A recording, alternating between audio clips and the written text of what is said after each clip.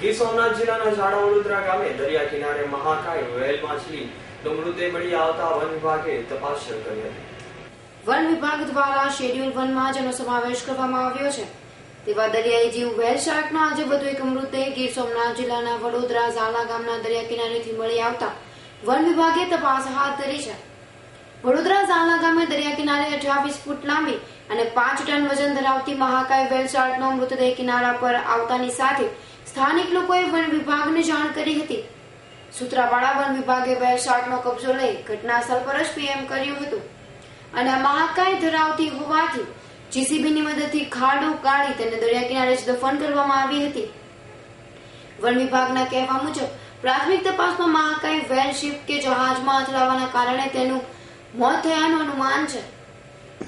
દરિયાકાંઠે એક whale shark મૃત્યુ હાલતમાં આવી છે એવું જાણ કરતા ઘટના સ્થળે પહોંચી અને તપાસ કરી અને આગળના ઓફિસરને જાણ કરતા બાદ જે કંઈ ધોરણસરના કેસ કાગળો કરી અને એની દફનવિધિની કામગીરી। આની લંબાઈ સાહેબ કેટલી છે? આની લંબાઈ છે 28। આનો વજન કેટલો છે સાહેબ? 5 ટન અંદાજિત।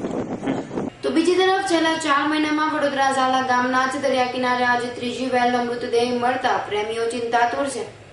એક તરફ સરકાર દ્વારા દરિયાઈ જીવના બચાવ અને સંવર્ધન માટે કરોડોના ખર્ચ વન વિભાગ અને વાઇલ્ડલાઇફ ટ્રસ્ટ ઓફ ઇન્ડિયાના સંયુક્ત ઉપક્રમે કામગીરી હાથ ધરાઈ રહી છે, ત્યારે ગીર સોમનાથ જિલ્લાના વડોદરાના ઝાલા ગામના કિનારે વારંવાર વ્હેલના મૃતદેહ મળવાની ઘટના તપાસ માંગી લે તેમ પર્યાવરણ બચાવ સમિતિનું માનવું છે। સંસ્થાના પ્રમુખ રજાક બ્લોચે આક્ષેપ લગાવ્યો છે કે વન વિભાગ દ્વારા થતા પીએમના રિપોર્ટમાં આ મહાકાય વ્હેલ જાળમાં ફસાઈ જવાથી કે કોઈ વસ્તુ સાથે અથડાવાથી મૃત્યુ પામતી હોવાનું કારણ દર્શાવવામાં આવે છે, જે શંકાના દાયરામાં હોવાનું અને આ અંગે તટસ્થ તપાસ હાથ ધરવાની માંગ પર્યાવરણ બચાવ સમિતિ દ્વારા કરવામાં આવી છે।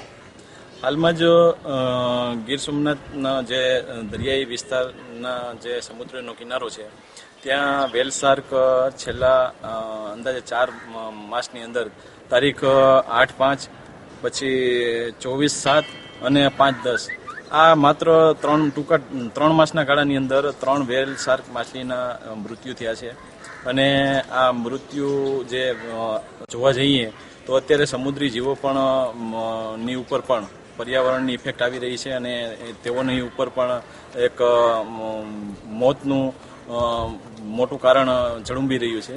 તો દરિયાઈ જીવો પણ આ બાબતે સુરક્ષિત નથી એવું જોવા મળી રહ્યું છે। તો આ બાબતે અમે રેન્જ ફોરેસ્ટ ઓફિસ અને જે હાલમાં જે જિલ્લા કક્ષાની ફોરેસ્ટ વિભાગની કચેરીનું કાર્યરત થઈ છે ત્યારે જ આ બાબત એક દુઃખદ ઘટના બની છે। તો આવનારા દિવસોમાં આવી કોઈ ઘટના ફરીથી ન બને એ માટે થઈને અમે રજૂઆત કરી છે। અગાઉ પણ આ જ દરિયાઈ વિસ્તારમાંથી તારીખ 8/5 ના રોજ 40 ફૂટ લાંબી અને 20 ટન વજન ધરાવતી વ્હેલનો મૃતદેહ મળી આવ્યો હતો।